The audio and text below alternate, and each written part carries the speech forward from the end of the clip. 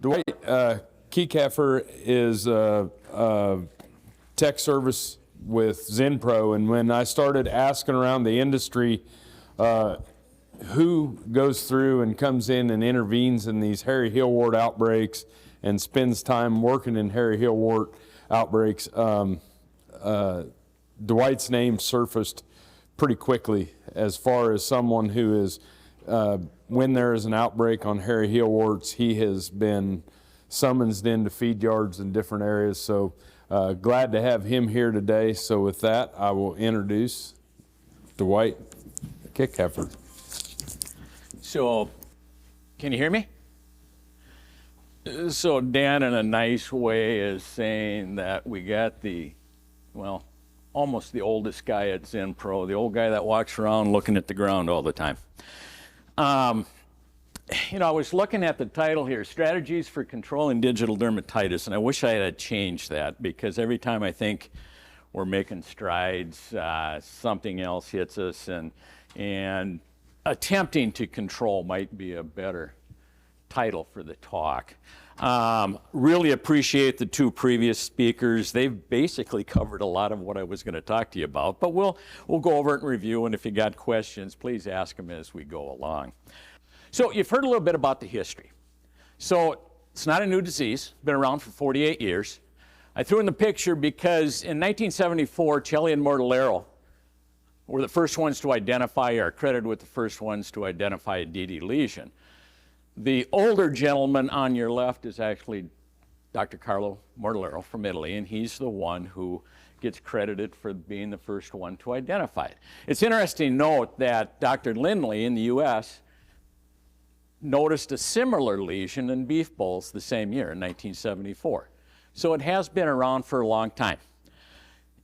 When we look at the progression, we used to always think of it as a dairy disease. The NOMS work in 2014 said 70% of US dairies are afflicted with DD, 95% of large dairies, and large was anything over 500 cows. So we've been dealing with it for a long time, and when I look back, prior to 2010, I'd usually get about one call a year with DD in a feedlot setting. And it was typically Holsteins in some type of a confinement scenario. And, you know, we'd work through it, talk about footbaths and try different things. But in 2010, 2011, we started to see that increase. And again, predominantly our dairy breeds, predominantly Holsteins in a confined setting. And then 2012, 2013, everything seemed to break loose in a huge way. What also happened during that period of time? I-29 corridor, you're right. And then we also had relatively low number of beef cows. Our beef cow numbers were about as low as they'd been since the 1950s. So we had yards that were bringing in Holsteins that maybe hadn't fed those dairy beef animals in the past.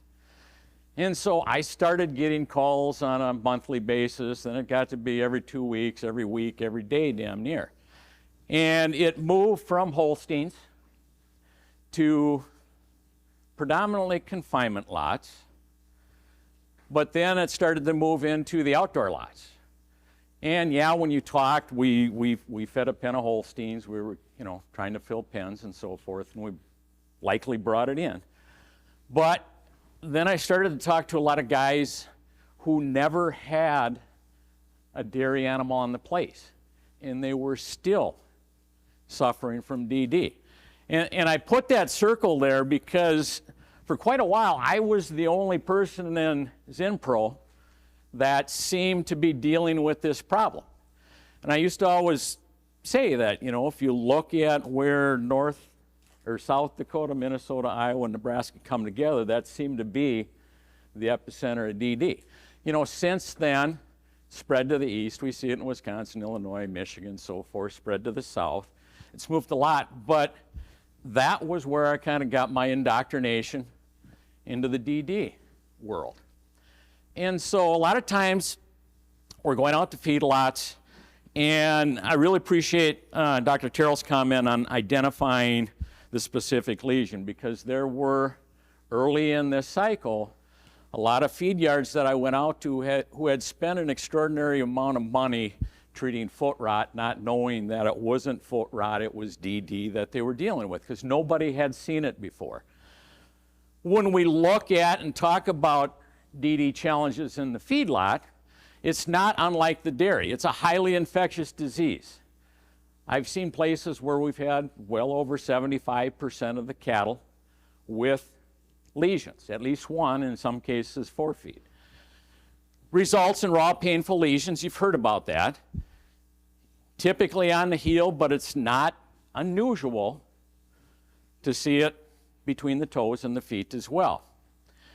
Unfortunately, as you've heard, it doesn't respond to injectables, and right now we don't have a vaccine to prevent it. More geographic areas are experiencing DD. I've talked to people in Alabama, in Texas, in Southern California, Kansas, that are experiencing DD for the first time. It's not going away. We need to manage it. And then on the bottom, I put DD in beef cows. Now, I don't think this is a problem. There's been a couple isolated cases where we've seen some DD in a cow-calf operation, but again, I don't think it's anything to worry about at this time. It is not widespread. In the dairy world, we talk about DD causing economic hardship because of less milk production and poor reproduction. Now, we haven't done a lot of work in this area, but you heard the name Dr. Dopfer mentioned. We did a study with Dr. Dopfer at the University of Wisconsin. This was in a commercial feed yard in Illinois. And when they looked at performance in cattle with and without DD, those with DD, we saw anywhere from 2/10 to 1/3 of a pound reduction in average daily gain in this study, and about 22 pounds in hot carcass weight. And when I talk to feed yard operators, some of them will say, based on their numbers, that's pretty damn close to what they're seeing. And other people have told me that's a conservative estimate. So we know it's got economic hardship. We've talked about the bacteria. It's a bacterial infection believed to be primarily treponema, but obviously there's other bacteria involved. Anaerobic. It likes a moist, oxygen-free environment. And then there has been some treponema found in the rumen or the GI tract. So how do cattle get DD? Again, we believe it starts with compromised skin integrity. We have to provide, or there has to be an opportunity for that bacteria to enter the skin. It also needs moisture in a low oxygen environment. Because as been noted by one of our previous speakers, or both of them actually, placing bacteria that cause digital dermatitis on healthy skin will not result in DD. There has to be some sort of compromised skin integrity, whether it's excessive moisture, whether it's a physical abrasion, but something that compromises skin integrity to begin to start. So when we look in the yards, what are we looking for? You know, this is the very early stages here. That shows no pain. Most of the time, the feet aren't clean enough that we're ever going to see it. This second one, an acute lesion, one, those animals have to be treated, extreme amount of pain. Active lesion, spread into other animals. When we treat it, it looks like the one on your far right. You know, inactive lesion, no pain, that animal's going to perform very nicely. Challenge is once we get this, a portion of that bacteria has gotten deep enough into the epidermis, sits there latent, and when conditions are right, that's where we get the reoccurrence. And then we get these chronic lesions here, which we try to keep an eye out for, particularly these proliferative ones, because what happens, and it's difficult to see, but you'll see the beginning of these red lesions inside those chronic lesions. One, they're shedding, reinfecting potential uninfected animals, and then this cycle starts over again.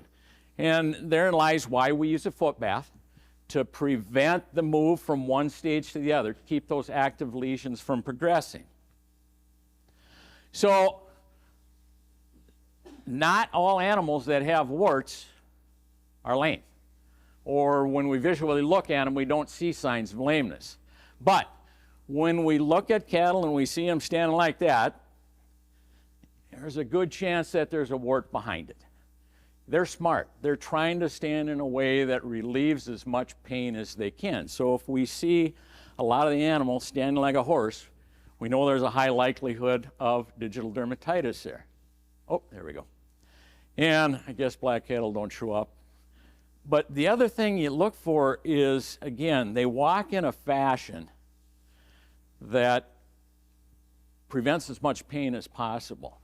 And what you see when those animals walk is if they've got a lesion on that back, they're always dragging that toe.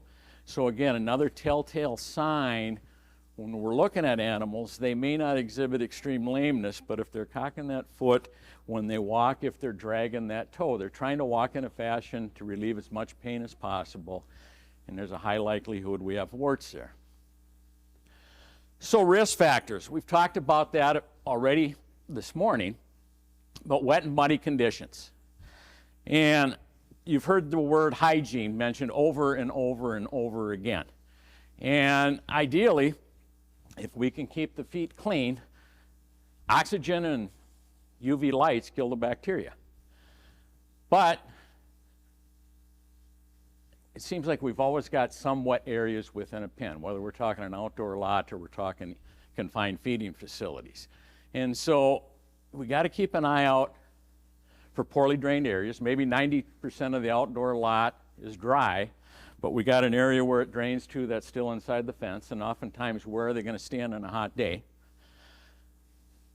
I got a call last summer, and it was from a yard in western Nebraska, battling DD, been in a drought for almost 2 years, lots are dry and so forth, and we're trying to figure out why would you have DD? We got to talking, so he's got shades out, had the umbrella shades. And again, we're looking for potential reservoirs. You get a congregation of cattle there, you get wet conditions, urine, manure, and so forth, and you've got a potential breeding ground to spread that disease. Don't get me wrong. We need to cool the cattle, but then take that into consideration when we're trying to manage DD. Had another yard in South Dakota. When I pulled into the yard on a lameness call, it's about 95 degrees, 20% humidity, and a 20-mile-an-hour wind. Dust is flying. I'm thinking, well, it can't be warts. So they'd pulled 4 animals up to the chute, and every single one of them had warts. And I'm trying to think, hadn't gone out and looked at the yard yet. So we got in a pickup truck, went out there, and he had fence line sprinklers to cool the cattle in the hot weather. Where are they all standing? 35% of them are standing with that foot cocked up there. So again, we want to cool the cattle, but keep that into consideration when we're thinking about where are potential reservoirs where they can become infected. And are there things we can do to manage drainage and so forth? Chemical or physical trauma to the digital skin. Talked about foot baths. I'll talk about foot baths some more as well. But it's kind of that old adage, if a little bit is good, doesn't mean a lot is better. And so we want to make sure we're putting the appropriate amount of chemicals into the foot bath so that we can ensure we're not going to cause some chemical burns. Because when we do that, you actually irritate the skin and you end up with more of those chronic lesions that become the reoccurrence and the spreaders. And then the other thing, I think it's one of the reasons why we see it in spring a lot, is in the wintertime, they're banging around on frozen manure, and we talk about abrasions. And then it seems like in the springtime, when things melt, thaw out, and so forth, all of a sudden we see a spike in warts. So again, physical trauma to that skin. And then purchased or infected cattle.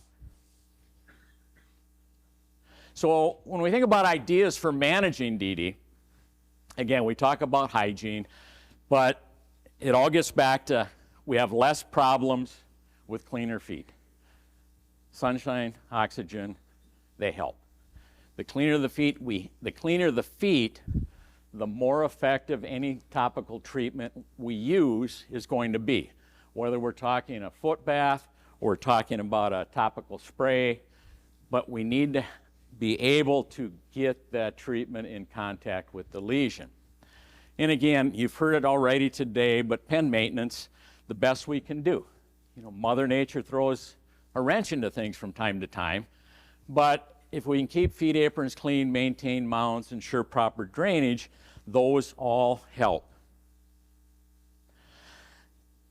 To kind of illustrate this point, and we do steal a lot from the dairy side, Dr. Nigel Cook at the University of Wisconsin was looking at that issue between leg hygiene and infectious claw disease. And they have a 4-point scoring system looking at the lower leg, with a 1 being very clean and a 4 just the opposite, very dirty. And they looked at over 23,000 head. And what they did is they looked at, as the percentage of 3s and 4s increased, which is here, the percentage of infectious lesions had a linear increase as well. So again, it's that correlation between hygiene and infectious claw lesions. So foot baths. Use of foot baths for controlling the prevalence of infectious disease. Now, when we talk about foot baths, we talk about proper design, proper location, and when I say proper location, it's not possible on all yards, but if you haven't used a foot bath or you have a portable one or thinking about it, do you have an opportunity to place that foot bath in a location where you can bring animals out of the pen, through the foot bath, turn them, and bring them back through the foot bath on the way back? So in essence, we're running them 2 times through the foot bath on the day we take them out of the pen. We're not like a dairy. We can't do it on a daily basis as they return to the pens from the milking parlor. But if we can think about that, that can improve our opportunity to control the disease. Entering a clean, dry area following a foot bath, you know, in monoslopes. Can we run the foot bath on the day that we scrape and put new bedding in the pen? So when they go back, after going through the foot bath, they're going back to as clean an environment as what we can get. You asked this question earlier. When do we change foot bath solutions? And we've got a rule of thumb of about 1 quart of foot bath solution per animal. So a 50-gallon foot bath is going to accommodate about 200 head, a 100-gallon foot bath about 400 head. Now, if the feet are clean, we can probably push that number up some. If they're very dirty, we probably got to ratchet that down a little bit.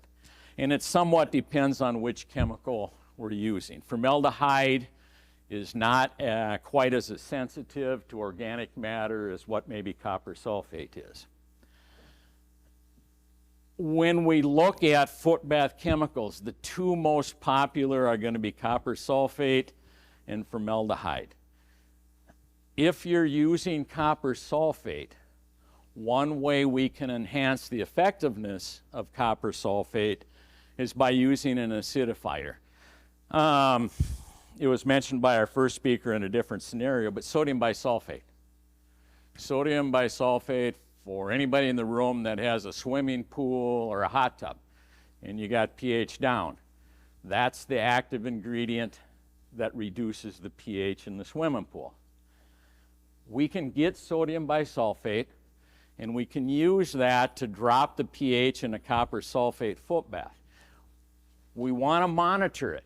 I carry a digital pH meter. We don't want to go below 3. pH of skin is about 3.6 roughly from what I'm told.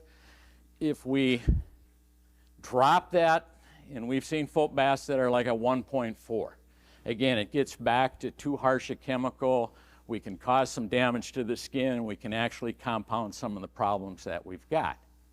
The other thing, when we drop that pH to about a 3, Anybody that's worked with copper sulfate, it's hard to get into solution. When you drop that pH, virtually all of the copper goes into solution. It actually looks somewhat like a swimming pool. And it's that ionic copper that actually kills the bacteria. More people probably use formaldehyde. Formaldehyde works great. Probably the least expensive of our options. What I always want to make sure of, if someone's using formaldehyde, just understand, it is a carcinogen. You breathe too much of it, it can kill you. Splash it in your eyes, it can blind you. But it is environmentally friendly. And so I've got guys that don't use formaldehyde because oftentimes they may have their wife or children mixing it. So again, it works great, but just know that there are some human health risks. The other thing with formaldehyde, if the temperature drops below about 45 degrees Fahrenheit, it doesn't destroy the formalin, but it'll begin to polymerize. So in essence, it begins to separate out into different fractions there. So we want to store it, and again, human, make sure it's safety. Store it in some place where it's not going to drop below 45, or it needs to be agitated before we use it and get it back, everything back in suspension again. And then everybody always asks, how many days do we have to run them through the foot bath? And I'll always say as many as we can get. We talk about 2 to 3. If the feet are really clean, it doesn't take as many, but that 2 to 3 is kind of to hedge the bet, because they'll walk off a certain amount of that manure as they go to and from the foot bath. And if we do 2 passes, if we do it a couple days in a row, we've got a higher probability of being able to get those animals through the foot bath and be able to get that solution onto the lesion. So what does a properly designed foot bath look like? You saw some pictures, and if we were looking at a foot soaker and had one animal, that might work. But I always tell people the biggest factor in a foot bath and the success you'll have is the foot bath length. And this goes back to work that was alluded to earlier, where the University of Wisconsin had grad students, and they had 6, 8, 10, and 12-foot foot baths with a 6, 8, or 10-inch step in. They needed a foot bath that was 10 feet in length to make sure 100% of the feet received 2 dunks. When they increased it to 12 feet, about 75% of the feet got 3 or more dunks. So again, it's enhancing that exposure of the lesion to the foot bath chemical. Solution depth about 4 to 5 inches, flat surface. Shane alluded to it too. Cattle got very poor depth perception, so when we're thinking about a foot bath, they will actually step over a curb into the foot bath that's at floor level a little bit better than they do if we have a foot bath that's sunk below floor level, and it's like they're stepping into a hole. Easy to fill, easy to drain, floor not traumatic. We don't want to cause any additional injury running through the foot bath. And then a question we get from time to time is, what about a pre-bath? And we don't suggest a pre-bath. They actually have done work where, it used to be we thought if we had a pre-bath with water to kind of clean the feet up a little bit, they'll manure there and it'll keep the treatment bath cleaner. What they actually found, if we had a pre-bath, they tended to manure more in the treatment bath.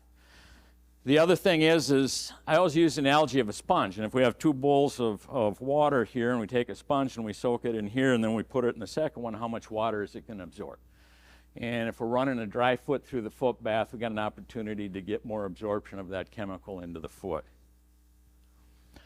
Foot bath design, they all work. Here we've got portables. These particular portables, I believe, are about 4 foot wide, 7 foot long. He puts 2 wide, 2 deep, so about 14 feet. And then I like this. He made basically a collar that holds the 2 foot baths together, so when they go through, it doesn't pull them apart. Here we got a recessed one that works as well. This foot bath is somebody in the room here. I like this one too because if we have the sidewalls, they tend to go through more efficiently as well. This particular one has a divider in, works very well. Here's another option that was built where they bring them in. This one's a single file. And then two different types of portables. This one gets moved with a loader. This one's on wheels, and they can move that from location to location. So it's not like there's only one way to do it, but again, trying to keep in mind foot bath length. I find on the beef side, a little wider one works better than the single file. They tend to like to flow through there with a companion. So this is kind of what I meant. This is a portable one. This is a monoslope. They're able to bring them out of the pen, run them through the foot bath. It's not a bud box, but it's kind of like that down on the end where they turn them and then they can bring them back through the foot bath on the way back to the pen. So they're getting 2 trips through the foot bath when they come out.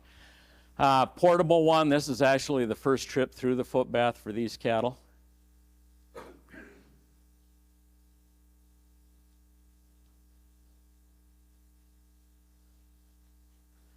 And then this is actually the foot bath that we were looking at earlier. Flow through very nicely. And how many have run foot baths? Quite a few of you.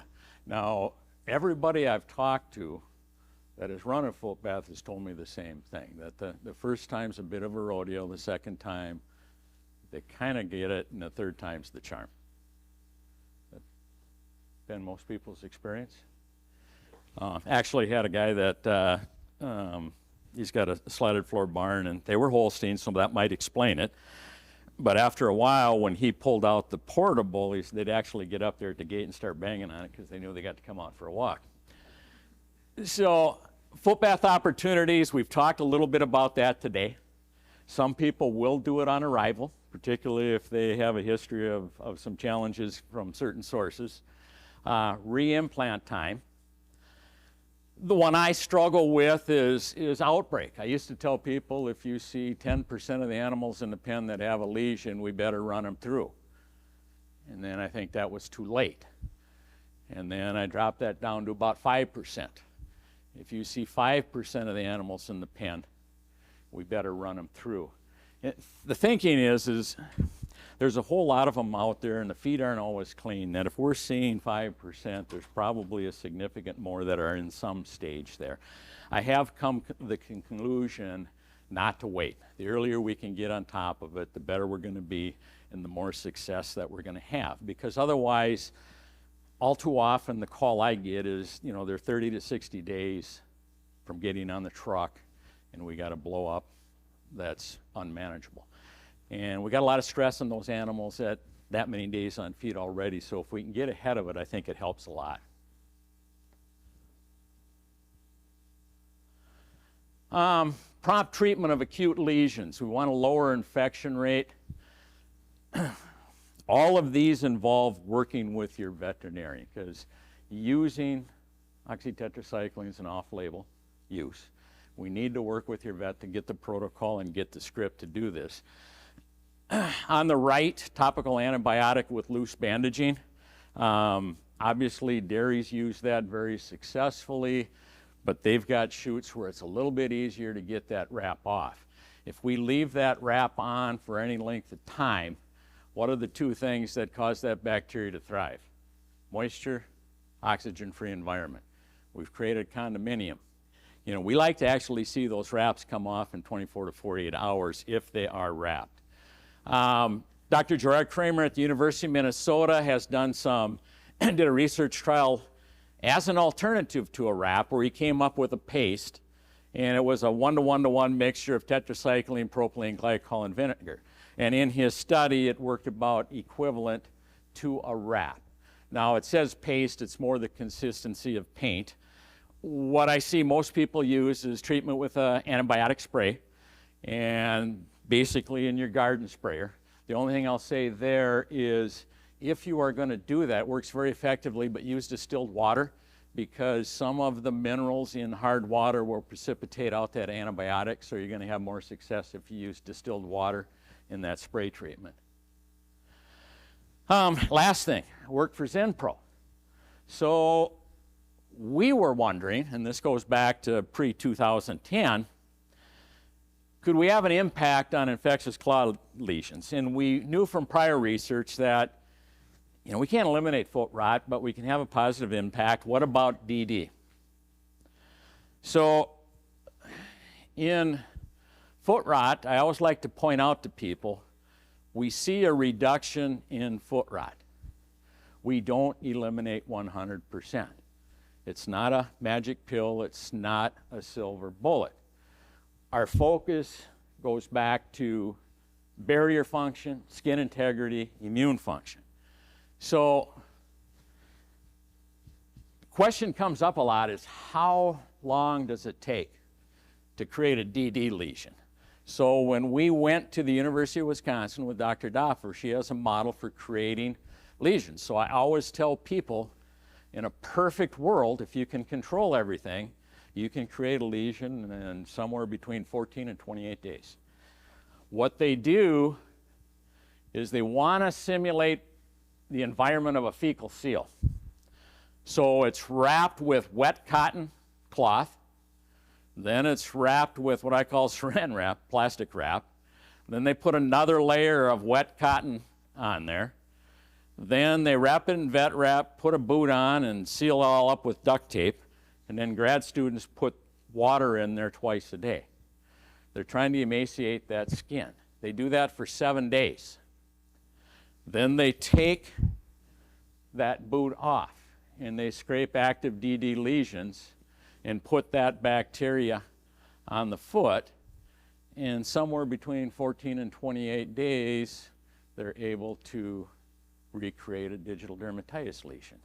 So, obviously that's the extreme.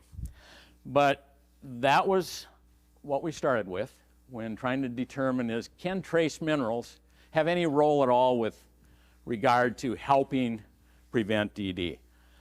And so in the first trial that we did, this is the M2 lesions. Those are the acute painful ones. We didn't eliminate all of them. But compared to an equal amount of standard trace minerals, we saw about a 45% reduction in those acute M2 lesions.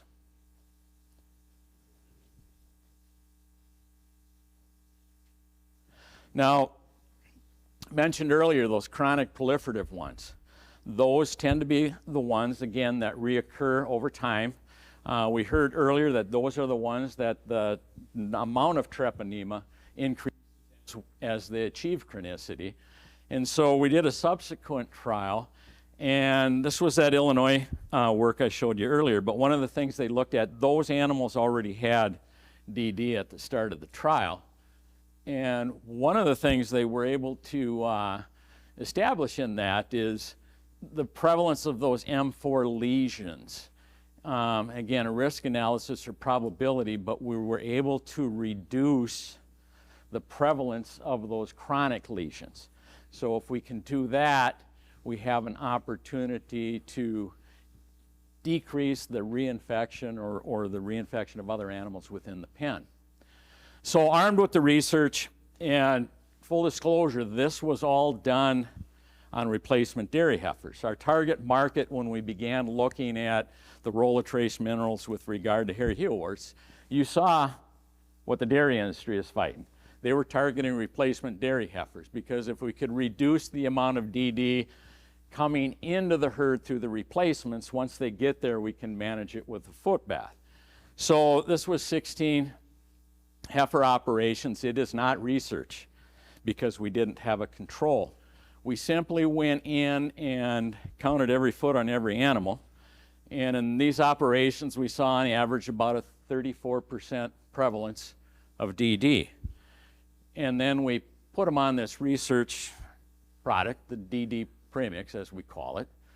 And then over time, this is about 150 days of supplementation, we saw about a 65% reduction in the prevalence. Again, we cannot eliminate it. We cannot bring it down to 100% reduction. But it goes back from a prevention standpoint is, do we have some opportunity to improve barrier function, to improve the resiliency of that skin so it's less penetrable to the bacteria that cause DD. Final thoughts. Be vigilant. DD ebbs and flows. We need to manage the problem, hard to eliminate. And I got this picture one Saturday afternoon a year or so ago, and it was from somebody that I work with. And I was curious about the story because I knew what it was right away. And in this particular situation, she had a customer who had more cattle than what their lot would hold. So they filled their lot. They had a neighbor down the road, used to be a dairy. They had a heifer lot, open front barn. Supposedly, I was told, hadn't had heifers in there in 3 years. So they took the overflow cattle, put them in that lot, and then they'd never seen DD, so these were brought into the veterinarian. And basically, don't know if anybody's looked at the longevity, don't know exactly what the environment was in that situation, but that's when I use that as an example, is it's difficult to eradicate. You know, it seems to hang around for a long time. Prevalence can ebb and flow. You know, we talk about spring, summer, and fall in our confinement facilities. We tend to battle with it year-round, but we can make headway. And when you talk about the outdoor lots, and you were talking about it earlier today, when we get a period of dry weather where lots can be maintained and so forth, again, oxygen, sunlight, they're our friend. And we can see those prevalence rate go down significantly. Almost like we don't have it anymore. But then all of a sudden the right conditions springs up again. I talked about foot bathing early, and I also talked about concentration. And the picture doesn't come through well, but that's actually a formaldehyde burn here. So again, it's just whether we're talking formaldehyde concentration or pH or so forth, let's manage that foot bath so that we don't cause any additional problems, and that foot bath can be our friend. And then I think when we're talking about digital dermatitis, it's that whole concept of prevention, control, and treatment. You know, from a hygiene standpoint, from a nutrition standpoint, we look at the prevention. Control is when we're using a well-managed foot bath to do the best we can to control prevalence. And then treatment, pulling individual animals out that have acute lesions, working with your veterinarian, getting a treatment protocol, and taking care of those animals in a timely basis. So with that, got to the most important slide. That's the last one. And appreciate the opportunity. Anybody got any questions at all?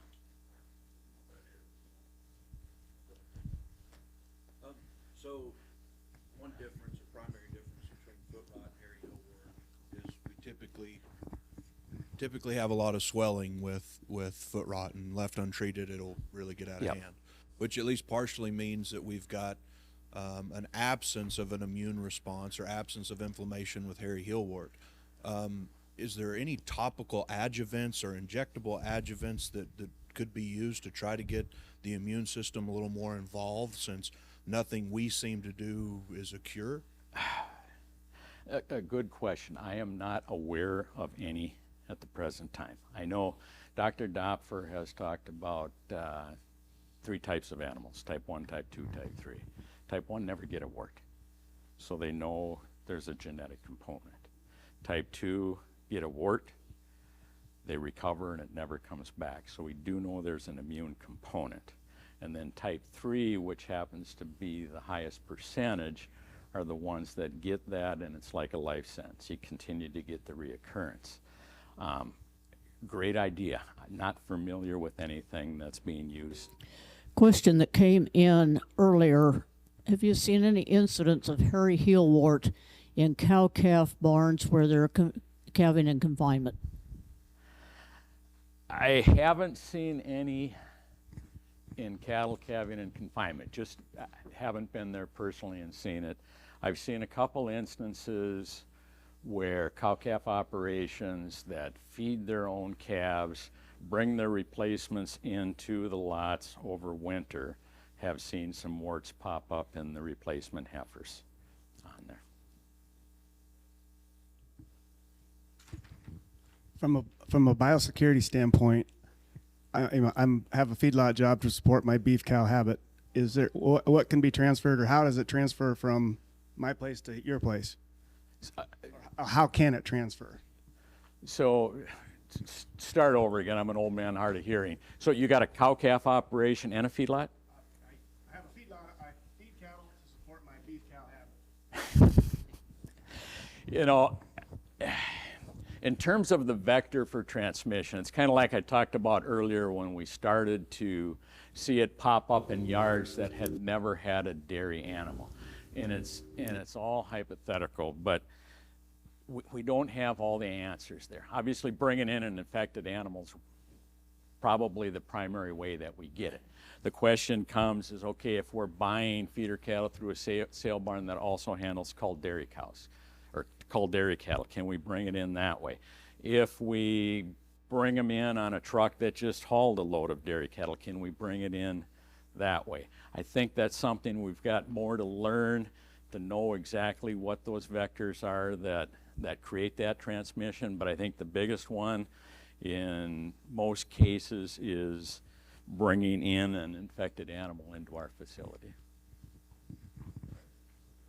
Yeah.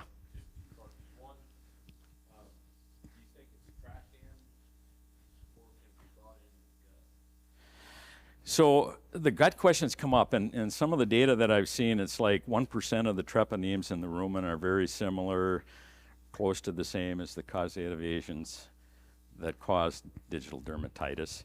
And so it would be, if we look at manure as a possible reservoir, I think that's probably going to be the case as well. Could be, potentially. Okay, so the question was, we're having issues with flies and hairy heel wart, and not only the biting flies and the potential of feeding lower on the legs, but driving cattle into areas of mud or water to protect themselves from flies, then keeping them in an area where they have more issues. I think there's some legitimacy to that thought process. It's one that I haven't seen or haven't thought about. That's why it's good to come to places like this. Well, we see that, and then we'll have more in the discussion, but the other one we see is if they don't clean out underneath fences, just Right. like you said. Yeah. Cattle seek shade. If there aren't shade, if there isn't shade in the pen, we clean the middle of the pen where there's no shade, and we leave the manure around the fences where there is shade with 2 3/8 inch pipe, and the cattle go stand there anyway. Yeah. And the yards that I see that have big issues, I'm noticing more and more they don't push out from underneath fences. Right. And I think whether we're talking shaded areas and so forth, you get such a high level of bacteria in a small area that we just predispose those animals for infection. Other questions? Evan? There we go. What about using lime in the yard in between groups and pens? I have seen no data that supports that, and not saying that, if we're liming that for feedlot management purposes and so forth, but from a DD perspective, the flip side of that, because I have seen people that tried it and they actually got an awful lot of lime there. And when we think about it, and this is a silly analogy, but there's some truth to it, when we think about diaper rash, and we think about a baby that has a wet diaper, we've got ammonia from the urine there that raises the pH of the skin and it becomes inflamed. And if we put too much lime down, can we change the pH of the skin and cause some irritation that may increase susceptibility? Don't think lime is bad, but we just want to make sure we don't overdo it.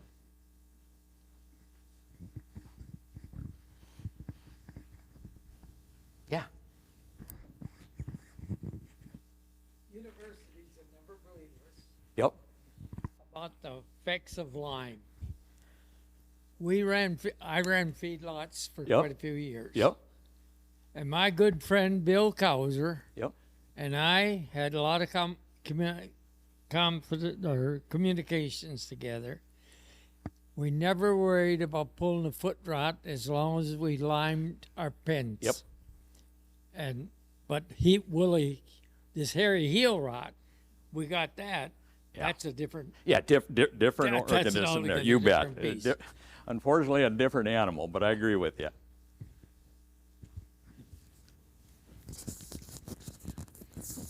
So let's give Dwight a round of applause.